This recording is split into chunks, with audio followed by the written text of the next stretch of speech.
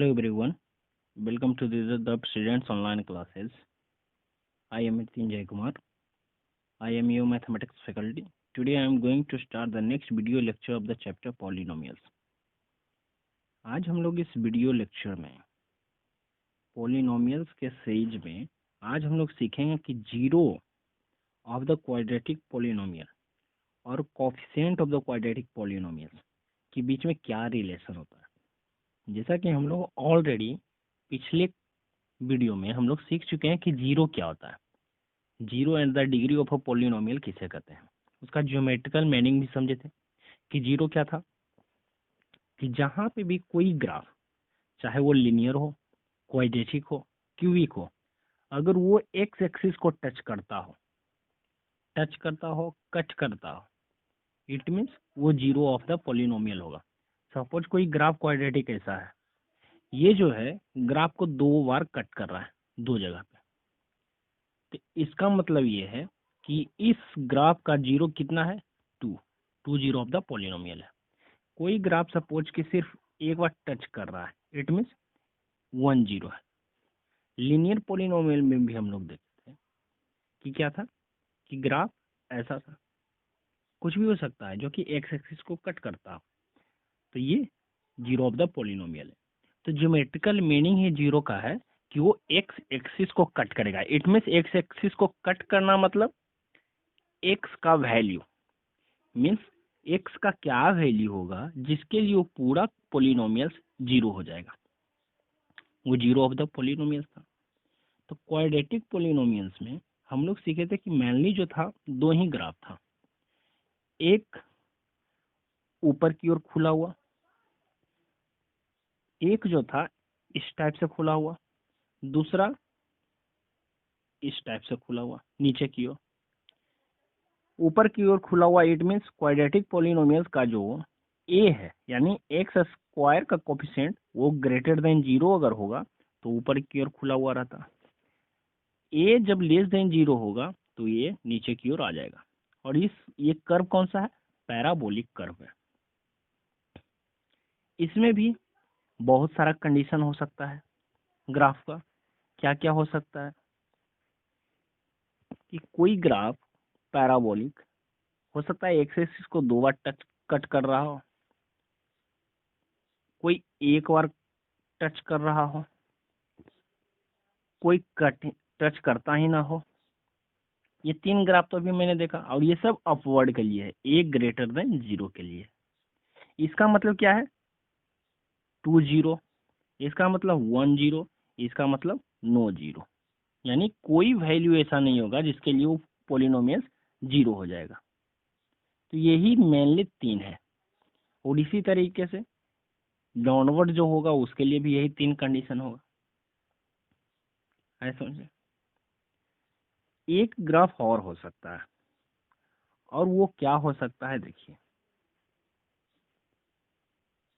एक ग्राफ ऐसा भी हो सकता है।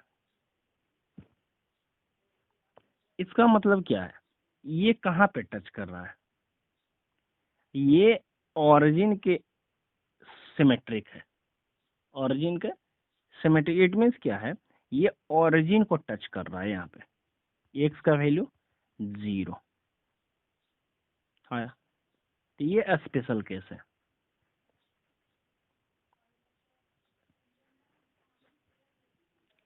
अब देखिए नेक्स्ट मुझे पढ़ना है कि जीरो और कोफिशिएंट के बीच में क्या रिलेशन होता है। जैसे A X square plus B X plus C, ये क्वाड्रेटिक पॉलिनोमियल्स है। इसमें एक्स स्क्वायर का कोफिशिएंट क्या है, ए। ये स्टैंडर्ड फॉर्म है, ध्यान रखना है। जब भी कोई क्वाड्रेटिक पॉलिनोमियल्स को कंपेयर करेंगे तो इसी इक्वेशन से कंपेयर करना है। एक्स का कोफिशिएंट क्या है, बी, और एक सी, यानी कांस्टेंट है। ए बी सी क्या है, कांस्टेंट है। समझ में। तो ये बी सी और एक्स का वैल्यू, इसमें जो एक्स का दो वैल्यू आएगा वो और ए बी सी के बीच में रिलेशन मुझे फाइंड करना है। सपोज कि मान लीजिए इसमें एक जीरो अल्फा है, दूसरा बीटा है, दूसरा बीटा है। क्वाड्रेटिक पॉलिनोमियल्स में मैक्सिमम कितना जीरो आ सकता है? 2 आ सकता है। लीनियर में मैक्सिमम 1 आ सकता है। क्यूबिक में मैक्सिमम 3 आ सकता है। तो जब हम क्वाड्रेटिक पढ़ रहे हैं तो यानी मैक्सिमम 2 जीरो, एक अल्फा और एक बीटा। ठीक है, अब देखिए जब आप लिख रहे हैं एक्स का वैल्यू अल्फा, अल्फा में अल्फा अगर जीरो है इस क्वाड्रेटिक पॉलिनोमियल्स का, इसका मतलब एक्स का वैल्यू अल्फा है। बीटा अगर जीरो है it means x equals to beta, x का वैल्यू बीटा और एक्स का वैल्यू अल्फा, जहां पे ये quadratic polynomial P of x equals to zero हो जाएगा। अब इसे जब अल्फा को हम इधर ले आएंगे तो क्या हो जाएगा? X minus alpha, x minus alpha. Beta को इधर ले आएंगे तो क्या हो जाएगा? एक्स माइनस बीटा होगा। और इक्वल्स टू क्या बचेगा? जीरो, और ये भी जीरो। और इन दोनों को मल्टीप्लाई करेंगे तो कितना होगा? जीरो इंटू जीरो जीरो हो जाएगा। और ये वैल्यू जब अल्फा और बीटा डालेंगे तो इसका भी वैल्यू क्या है? जीरो। इट मीन्स हम ये कह सकते हैं कि एक्स माइनस अल्फा और एक्स माइनस बीटा जो है इसका फैक्टर है A X square plus B X plus C का, क्योंकि जब अल्फा और बीटा हम डाल रहे हैं तो वो जीरो हो जा रहा है। तो it means x minus alpha और एक्स माइनस बीटा ये दोनों क्या है? फैक्टर है इस पॉलिनोमियल्स का। हम कह सकते हैं जब फैक्टर है इट मीन्स हम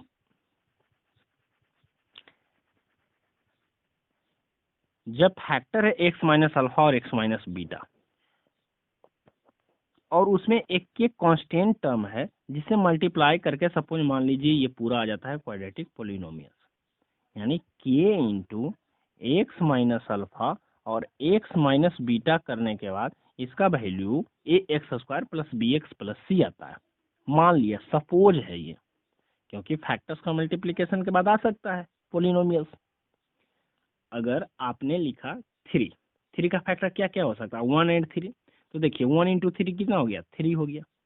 तो फैक्टर्स का मल्टीप्लिकेशन करने के बाद वो नंबर आ सकता है, आ भी सकता है, नहीं भी आ सकता है। 8, 8 का फैक्टर क्या क्या हो सकता है? 1 2 4 8 हो सकता है।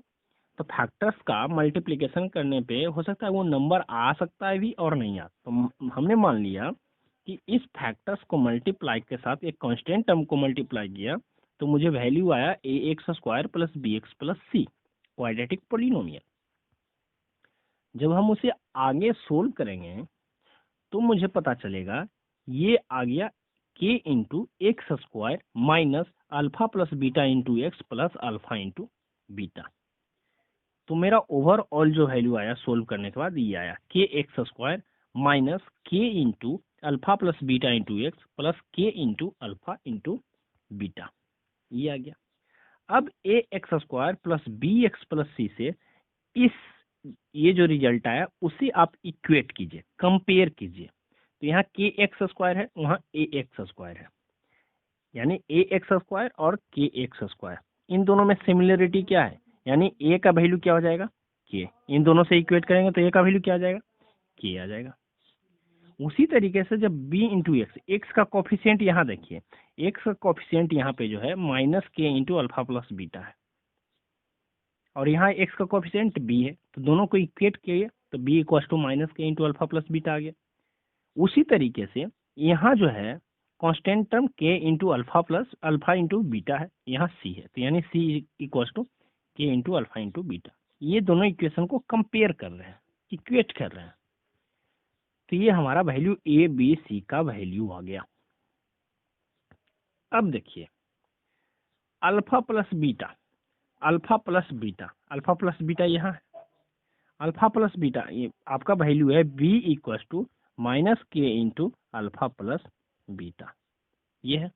तो अल्फा प्लस बीटा क्या होगा? जब के इधर आ जाएगा तो माइनस बी बाई के हो जाएगा into alpha equal to alpha plus beta. और के का वैल्यू कितना आया? ए इक्वल टू के, तो के का वैल्यू अगर हम यहाँ ए डाल दें तो हो जाएगा alpha plus beta equal to minus B by A, ये वाला हमारा आ जाएगा एक रिलेशन। यानी जब क्वाड्रेटिक पॉलिनोमियल्स के जीरोज को आप ऐड करेंगे तो कितना हो जाएगा? Minus B by a. B किसका कॉफिशिएंट है? एक्स का कॉफिशिएंट है बी, और एक किसका कोफिशिएंट है, एक्स स्क्वायर का है, यानी minus coefficient of X by coefficient of X square, वो किसका एडिशन ऑफ द जीरोज होता है। ये रिलेशन पहला रिलेशन। उसी तरीके से अल्फा इंटू बीटा क्या हो सकता है, अगर हम यहाँ से देखें c इक्वल्स टू है k into alpha into beta, तो अल्फा इंटू बीटा क्या हो जाएगा, k को इधर लाएंगे तो c बाई के, तो k का वैल्यू a है तो c बाई ए डायरेक्ट लिख दें, यानी alpha into beta equals to c by A. तो ये सेकेंड रिलेशन क्वाड्रेटिक पोलिनोमियल्स का जीरो के बीच में। तो मेरा दो relation alpha plus beta equals to minus B by A, minus B by A कहे तो minus coefficient of X by coefficient of X square, और alpha into beta equals to constant by coefficient of X square. तो ये हमारा दो relation quadratic polynomials के zero और coefficient of the quadratic polynomials के बीच का है। तो ये हमेशा ध्यान रखना है, ये जब क्वाड्रेटिक इक्वेशन पढ़ेंगे तो ये बहुत काम आएगा। वहां बस इसका मीनिंग चेंज हो जाएगा, यहाँ जीरो है तो वहाँ रूट्स हो जाएगा, जीरो को ही हम लोग रूट बोलेंगे, बाकी सब कुछ ओवरऑल सेम रहेगा। तो बहुत ही इंपॉर्टेंट है, ठीक है, ये क्वाड्रेटिक है। अब देखिए नेक्स्ट हम बात करते हैं क्यूबिक का, cubic polynomials. Cubic polynomials means variables का मैक्सिमम पावर कितना होगा, 3 होगा, यानी A X cube plus B X square plus C X plus D, ये स्टैंडर्ड फॉर्म है क्यूबिक पोलिनोमियल्स का। इसमें मैक्सिमम जीरोज कितना हो सकता है, मैक्सिमम जीरो 3 हो सकता है। मान लीजिए अल्फा बीटा गामा। तो उसी तरीके से जैसे क्वाड्रेटिक पोलिनोमियल्स में जीरोज और कोफिशिएंट के बीच का रिलेशन है, उसी तरीके से क्यूबिक के बीच में भी, क्यूबिक पोलिनोमियल में भी हमारा यही रिलेशन आएगा। और वो रिलेशन क्या है, ये देखिए, alpha plus beta plus gamma, यानी sum of the zeros of the polynomial equals to minus B by A. ठीक है, बस ध्यान रखना ये कि क्यूबिक पोलिनोमियल का स्टैंडर्ड फॉर्म ये है, A X cube plus B X square plus C X plus D. आप जब किसी क्यूबिक पोलिनोमियल क्वाड्रेटिक पोलिनोमियल्स को ध्यान से देखेंगे तो आपको पता चलेगा कि वेरिएबल्स का पावर जो है एक यूनिफॉर्मिटी में डिक्रीज करता है। यहाँ क्यू है तो फिर आ जाएगा आपका स्क्वायर, फिर आ जाएगा 1, ठीक है, डिक्रीज कर रहा है। तो ये पोलिनोमियल्स का एक बहुत बड़ा पहचानने का तरीका है। तो ये क्यूबिक पोलिनोमियल्स जिसका मैक्सिमम वैल्यू जो होता है डिग्री यानी वेरिएबल्स का, वो होता है 3। तो रिलेशन क्या है, alpha plus beta plus gamma equals to minus B by A. ध्यान रहे माइनस बी जो यहाँ है कोफिशिएंट ऑफ एक्स स्क्वायर है, ए जो है कोफिशिएंट ऑफ एक्स क्यूब है। क्वाड्रेटिक का सेम यहाँ नहीं है बी और ए। उसी तरीके से एक second relation alpha into beta plus beta into gamma plus gamma into alpha C by A, जहाँ की सी जो है कोफिशिएंट ऑफ एक्स, ए जो है कोफिशिएंट ऑफ एक्स क्यूब, और alpha into beta into gamma equals to minus d by a. D is the constant term and a equals to coefficient of x cube. तो ये 3 relation cubic polynomials का। अब अगर graph का बात करें हम लोग क्यूबिक पोलिनोमियल्स, तो ग्राफ समथिंग ऐसा आएगा आपको। जो आपको ये 3 ग्राफ दिख रहा है ये सब के सब क्यूबिक पोलिनोमियल्स का ग्राफ है। अब बहुत लोगों का ये डाउट होगा कि सर ये ग्राफ आएगा कैसे। आप ग्राफ बना सकते हैं। जैसे मान लीजिए कोई पोलिनोमियल है y equals to 3x³ plus 5x² plus 2x plus 3। आप इसमें क्या कीजिए, आप 4 x का रैंडम वैल्यू आप पुट कीजिए, यानी x का वैल्यू 0, 1, 2, 3, 4 ऐसा करके। जब यहाँ पे x का वैल्यू पुट करेंगे ये सब, तो y का भी वैल्यू आएगा समथिंग, ठीक है, ये y का भी वैल्यू आएगा।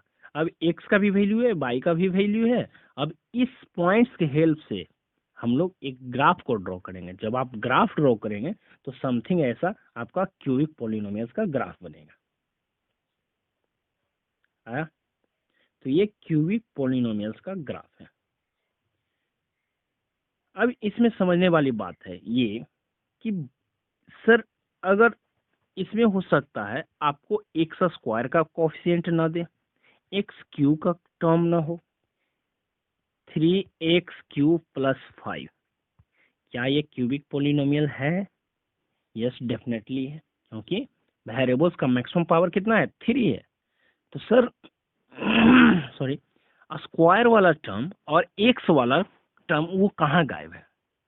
गायब नहीं है, इसी में है। लेकिन समझने वाली बात यह है कि हो सकता है एक्स स्क्वायर का जो कोफिशिएंट है वो क्या हो जाए? 0। एक्स का भी कोफिशिएंट 0, ये भी तो हो सकता है, क्योंकि जब हम पढ़े थे पॉलिनोमियल का स्टैंडर्ड फॉर्म तो क्या था? इंटीजर, वेरिएबल, अब वेरिएबल्स का पावर होल नंबर।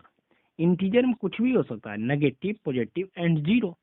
तो यहाँ पे वेरिएबल्स का कोफिशिएंट क्या हो सकता है? 0 हो गया हो, जिसके कारण एक्स स्क्वायर और एक्स वाला जो टर्म है वो 0 हो गया हो। और यहाँ पे नहीं दिख रहा, एक्चुअली में है बट ये दिख नहीं रहा 0 के कारण। तो ये भी क्यूबिक है, इसमें भी 0 का जो वैल्यू आएगा 3 ही आएगा। तो सबसे आपको ग्राफ बनाने का सिंपल सा तरीका, आप कोई ऐसा ही इक्वेशन चुने और उसमें बहुत सारा पॉइंट डालकर ग्राफ बनाए। सपोज मैं 2x³ + 4, ये मैं आपको ग्राफ बनाने के लिए ये क्वेश्चन दिया, आप इसका एक ग्राफ बनाकर मुझे दिखाएंगे। तो जब क्यूबिक का आप ग्राफ बनाएंगे तो आपको पता चलेगा क्यूबिक का मैक्सिमम 0 कितना हो सकता है। मैक्सिमम 0 3 हो सकता है। इसका मतलब ये नहीं, मैक्सिमम का मतलब ये नहीं कि हमेशा ही और हमेशा ही 3 ही होगा, नहीं, 1 भी हो सकता है, 2 भी हो सकता है और 3 भी हो सकता है, लेकिन 3 से ज्यादा नहीं होगा। जैसे अगर इस ग्राफ का बात करें हम, तो कहाँ एक यहाँ पे कट कर रहा है, एक 0 और एक यहाँ, इट मीन्स ये कितना है? 3 0 ऑफ द पॉलिनोमियल है। एक्स एक्स से जहां पे भी कट करेगा वो 0 ऑफ द पॉलिनोमियल होगा। अगर इस ग्राफ में हम लोग आ जाए इस ग्राफ में हम आ जाए तो यहाँ पे देखिए 0 कहाँ पे कट कर रहा है? एक्स एक्सिस को ये टच कर रहा है, यहाँ पे कर रहा है, और प्लस ओरिजिन के पास लगभग कट कर रहा है, तो जो 2 0 है। उसी तरीके से इसमें अगर देखें तो सिर्फ और सिर्फ एक है ओरिजिन, उसके अलावा और कहीं नहीं है। तो ये तो मैक्सिमम देखना है मुझे कि मैक्सिमम 0 जो हो सकता है क्यूबिक के अंदर वो कितना हो सकता है? 3 हो सकता है, इससे ज्यादा नहीं होगा। ठीक है, तो ये कुछ एक्सरसाइज है ग्राफ का, इसमें आपको देखकर बताना है कि 0 कितना हो सकता है इस पॉलिनोमियल से, इस ग्राफ से बताना है। इसका 0 कितना हो सकता है? इसका 0, इसका 0, इसका 0, इसका 0, इसका 0, इसका 0, ये सब देखकर आपको ये बताना है कि इस ग्राफ में 0 मतलब इस पोलिनोमियल्स का कितना 0 है। ठीक है, तो ये आपके लिए एक्सरसाइज है ये, और आपके ये बुक एनसीईआरटी में भी दिया हुआ है। नेक्स्ट जो हम लोग को पढ़ना है वो है डिवीजन एल्गोरिदम, जो कि ऑलरेडी हम लोग रियल नंबर्स के चैप्टर में पढ़ चुके हैं। डिवीजन एल्गोरिदम सेम है यहाँ पॉलिनोमियल्स के भी ऊपर। डिवीजन डिवीजन एल्गोरिदम में क्या पढ़े थे वहां पे कि किसी भी नंबर को आप P/Q + R के टर्म में लिख सकते हैं, यानी divisor into quotient plus remainder. उसी तरीके से पॉलिनोमियल्स में भी है, किसी भी पॉलिनोमियल्स को इस फॉर्म में लिख सकते हैं। ठीक है, लेकिन कंडीशन क्या था कि रिमाइंडर जो था आइदर ये 0 होगा या रिमाइंडर का जो वैल्यू होगा वो क्या होगा? g(x), मतलब डिविजर से छोटा होगा। उसी तरीके से पॉलिनोमियल्स में भी जब हम पढ़ेंगे डिवीजन एल्गोरिदम, तो ये है कि पॉलिनोमियल्स p(x) है। The division algorithm states that given any polynomials p(x) and any non-zero polynomials g(x), g of x जो है यहाँ डिविजर होगा। There are polynomials q x and r x such that p of x equals to g of x into Q of x plus r of x.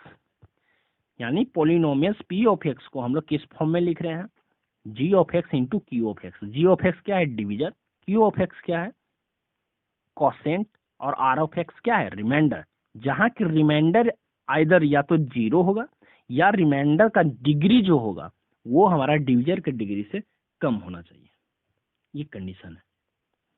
तो ये division algorithm है, ठीक है।